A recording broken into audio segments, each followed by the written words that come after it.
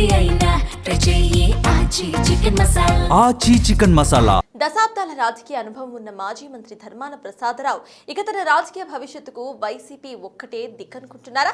రాజధాని అమరావతిపై వైసీపీ చేస్తుంది దుష్ప్రచారం అని తెలిసినా ధర్మాన ఇంకా అమరావతిపై వ్యతిరేకంగానే ఎందుకు మాట్లాడుతున్నారు? తన వ్యాఖ్యలతో అందరికీ టార్గెట్ అవుతున్నా అంత సీనియర్ నేత ఇంకా ఆ ప్రచారమే ఎందుకు చేస్తున్నారు? అది వ్యూహమా, వ్యూహాత్మక తప్పిదమా, లేక ఇంకే దిక్కు లేక జగన్ స్క్రిప్టే ఫాలో అవుతున్నారా?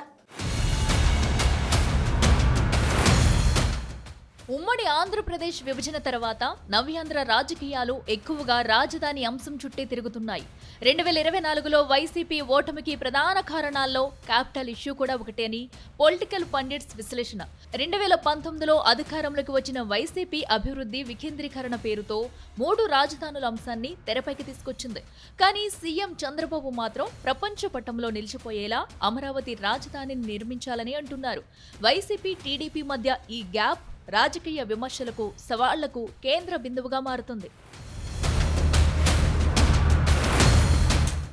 ఆ క్రమంలో మన మూలపేటకు పోదాం పద అంటూ సీనియర్ నాయకుడు, మాజీ మంత్రి, వైసీపీలో కొనసాగుతున్న ధర్మాన ప్రసాదరావు శ్రీకాకుళంలో నిర్వహించిన సభలో రాజధాని అంశంపై కీలక వ్యాఖ్యలు చేశారు. అమరావతికి చట్టబద్ధత కల్పిస్తామంటున్న కూటమి ప్రభుత్వంపై ధర్మాన విరుచుకుపడ్డారు. ఏపీకి ఇప్పటికీ 4 రాజధానులు మారాయని, మరోసారి మారదని గ్యారంటీ ఏంటని ప్రశ్నించారు. అక్కడ రాజధాని ఫెయిల్ అయిపోతే ఆ తర్వాత ప్రజలు ఎన్నుకున్నటువంటి ప్రభుత్వాలకు అధికారం లేదా? ఆ ప్రాంతం పనికిరాదని తేలితే ప్రజల నిర్ణయాలకి గౌరవం లేదా? రాజ్యాంగంలో ఎక్కడుంది ఇది? మన రాజధాని ఎన్నిసార్లు మారింది? మద్రాసు నుంచి ఎక్కడికి వచ్చింది? కర్నూలుకి వచ్చింది. కర్నూలు నుంచి ఎక్కడికి వచ్చింది? హైదరాబాద్కి వచ్చింది. హైదరాబాద్ నుంచి ఎక్కడికి వచ్చింది? అమరావతికి వచ్చింది.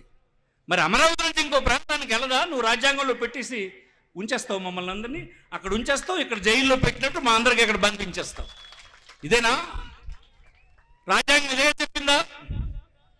65 ఏళ్ల పాటు హైదరాబాద్ను అభివృద్ధి చేస్తే, అక్కడ నుంచి తరిమేస్తే ఇక్కడికి వచ్చి పడ్డామని, రేపు అమరావతి వాళ్లు కూడా మమ్మల్ని తరిమేస్తే మేం ఎక్కడికి వెళ్లాలన్నారు.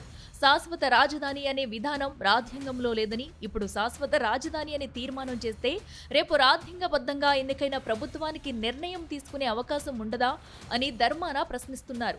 తెలిసి మాట్లాడారో లేకపోతే పార్టీ అధ్యక్షుడిని ప్రసన్నం చేసుకోవడానికి అరేంజ్డ్ స్క్రిప్ట్ అప్పచెప్పారో కానీ ధర్మాన సోషల్ మీడియాలో అందరికీ చక్కగా దొరికిపోయారు.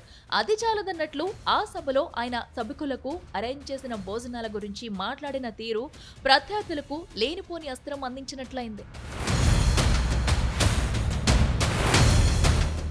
అంటే అమరావతి రాజధానిగా ఉండటాన్ని ధర్మాన వ్యతిరేకిస్తున్నట్టు కనిపిస్తుంది. అయితే ఇదేం కొత్త కాదు. మాజీ సీఎం జగన్ 3 రాజధానుల అంశాన్ని తెరపైకి తెచ్చినప్పటి నుంచి ధర్మాన సహా వైసీపీ శ్రేణులు అమరావతిని వ్యతిరేకిస్తూనే వస్తున్నారు. కానీ 2024లో ఘోర ఓటమి తర్వాత వైసీపీ నేతల్లో కొంత మార్పు కనిపించింది. సజ్జల, పేర్ని నాని లాంటి వారు తాము అమరావతికి వ్యతిరేకం కాదని అడపాదడపా స్టేట్మెంట్స్ ఇస్తున్నారు. కాకపోతే అక్కడ ఏదో అవినీతి జరుగుతుందని ప్రభుత్వంపై విమర్శలు గుప్పిస్తున్నారు. ఏదేమైనా కోస్తా, రాయలసీమ, ఉత్తరాంధ్ర వైసీపీ శ్రేణుల్లో నెమ్మదిగా అమరావతి మాత్రమే రాజధానిని మెంటల్ గా ఫిక్స్ అవుతున్నారని పొలిటికల్ సర్కిల్స్ లో అభిప్రాయాలు వ్యక్తమవుతున్నాయి. కానీ ఈ మార్పు ధర్మానలో కనిపించడం లేదు. అభివృద్ధి వికేంద్రీకరణ పేరుతో మొదటి నుంచి ధర్మాన అమరావతిని వ్యతిరేకిస్తూ వస్తున్నారు. మూలపేట మీటింగ్ లో మరోసారి అదే స్వరం వినిపించారైనా. ఇక్కడ ఎవరి పర్సనల్ ఒపీనియన్ వాళ్ళది అనుకోవచ్చు. అయితే సజ్జల వంటి వారు వ్యక్తం చేస్తున్న అభిప్రాయాలకు ధర్మాన పూర్తి విరుద్ధమైన స్టేట్మెంట్స్ ఇస్తుండటంతో వైసీపీ క్యాడర్ కన్ఫ్యూజ్ అవుతున్నారంటున్నారు. మనం 3 రాజధానులకు అనుకూలమా, అమరావతి ఏకైక రాజధానికి అనుకూలమా అనే అంశంపై ఆ పార్టీ శ్రేణులకు క్లారిటీ రావడం లేదట. కూటమి పరిపాలన పాలసీపై కోస్తా, రాయలసీమ వైసీపీ నేతలు విమర్శలు చేస్తున్నారే తప్ప రాజధాని అంశాన్ని వదిలేశారు. కానీ ఉత్తరాంధ్ర వైసీపీలో పూర్తిగా ఆ మార్పు కనిపించడం లేదు. అవకాశం దొరికిన ప్రతిసారి రాజధాని అంశాన్నే ప్రధాన అస్త్రంగా ప్రయోగిస్తున్నారు. మరో మాజీ మంత్రి సీదిరి అప్పలరాజు వంటి వారు కూడా ధర్మాన పాటే పాడుతున్నారు. ఏపీ రాజధానిగా విశాఖను చేస్తామని అప్పటి వైసీపీ ప్రభుత్వం ప్రకటించిన తర్వాత అక్కడ ఒక్క అభివృద్ధి కార్యక్రమం కూడా జరగలేదన్న విమర్శ ఉంది. జగన్ సీఎంగా ఉన్న 5 ఏళ్లలో విశాఖలో చెప్పుకోదగ్గ నిర్మాణం ఏదైనా జరిగిందా అంటే ఋషికొండపై కట్టిన ప్యాలెస్ తప్ప ఏదీ కనిపించదు. పైగా వైసీపీ హయాంలో పెద్ద ఎత్తున భూదోపిడీ జరిగిందన్న ఆరోపణలు కూడా ఉన్నాయి. ఇలాంటి విమర్శలు ఉండగా ధర్మాన లాంటి వాళ్ళు అమరావతికి వ్యతిరేకంగా మాట్లాడడం ఏంటన్న ప్రశ్నలు వినిపిస్తున్నాయి. ప్రభుత్వాన్ని పాలసీలపై అభివృద్ధిపై ప్రశ్నించకుండా ఇంకా రాజధాని అంశాన్ని పట్టుకుని వేలాడటం రాజకీయంగా ఉత్తరాంధ్ర వైసీపీకి మైనస్ అవుతుందన్న టాక్ వినిపిస్తుంది.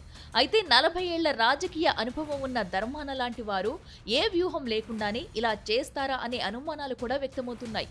మరి చూడాలి ధర్మాన స్ట్రాటజీ ఏంటో.